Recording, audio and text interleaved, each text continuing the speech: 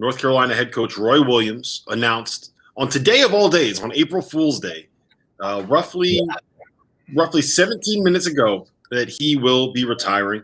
It appears to be real. I don't think that this is fake, Jeff. I don't know why real.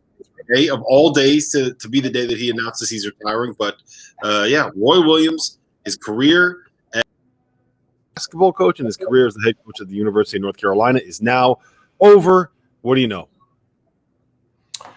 Well, I know he's been frustrated, and I think he's not alone. I mean, there's a lot of coaches right now that are getting up there in years that are a little bit frustrated at where the sport is going. Right. I mean, they just threw a pandemic and having to deal with this season, which wasn't easy. You've got the transfer portal, which already has over 1,000 names. You've got name, image, likeness coming in. I think Roy felt like this was the right time to go. This was the right time to go. He loves playing golf. He'll hang out with his wife, Wanda. His health has gotten better lately in terms of his hips and knees and everything. So I think this was the right time for Roy Williams. They hadn't been great lately, let's face it. And I think he wanted to go out on top if he could, but I think he also realized it was going to be tough to do so. There was plenty of speculation that some players, on that team are going to turn pro or going to maybe transfer. And Roy Williams, the one thing when I talked to Roy over the years, the one thing that he was so proud of was the fact that nobody transferred out of Carolina, like ever. Because I kept the transfer list. So every time I'd see him in the offseason and in the summer, we'd talk about it.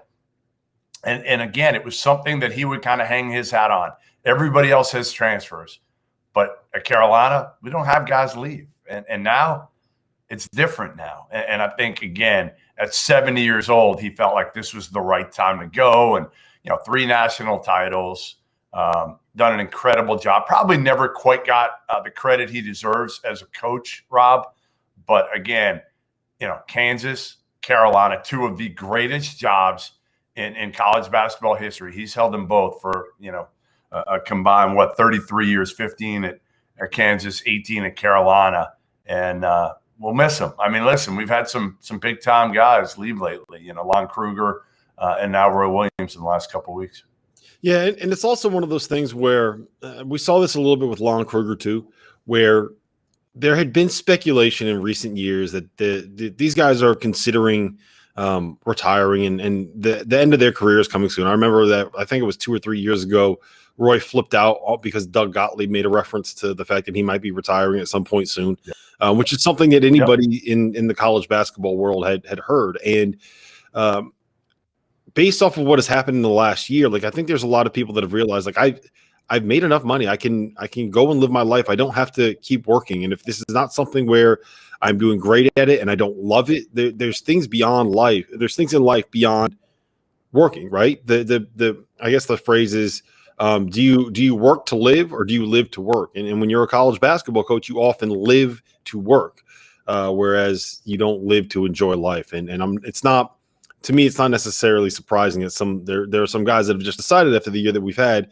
you know what, I don't need to do this anymore. I can move on. I can find something better to do with my life. I can find something more entertaining to do with my life. I'm sure he's still going to be able to be around that program.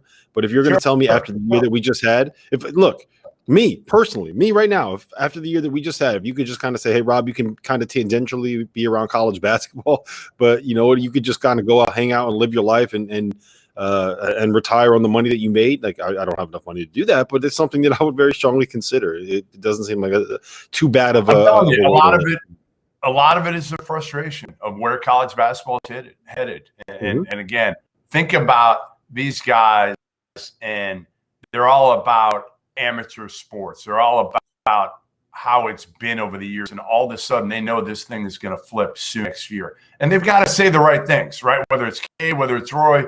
If you don't say you're in support of players getting some level of compensation, you're not going to get the players.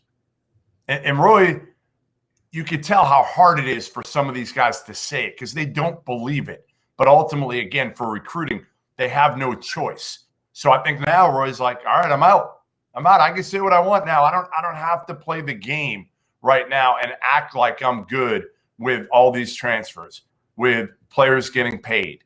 Now, again, maybe he is okay with part of it, but they don't know where it's going and how messy this is going to be and how difficult it's going to be to navigate. It just adds another layer of stuff that they have to deal with beyond coaching basketball. And I think that's ultimately, again, he might have been ready in the next year or two, but I think this sped up the process for Roy, and I think it'll speed it up for guys like Coach K and Boeheim. I think you're going to see them go here in the next year or two because of name and likeness. Yeah, and the changes that are going to come with that, and we'll see how big those changes ended up being. But it does feel like, based off the way that some of the what's the word I'm looking for? The stuff with SCOTUS yesterday, the way that went at the Supreme Court was feels like we're trending in a certain direction. So yeah, we'll see where that ends up leading to.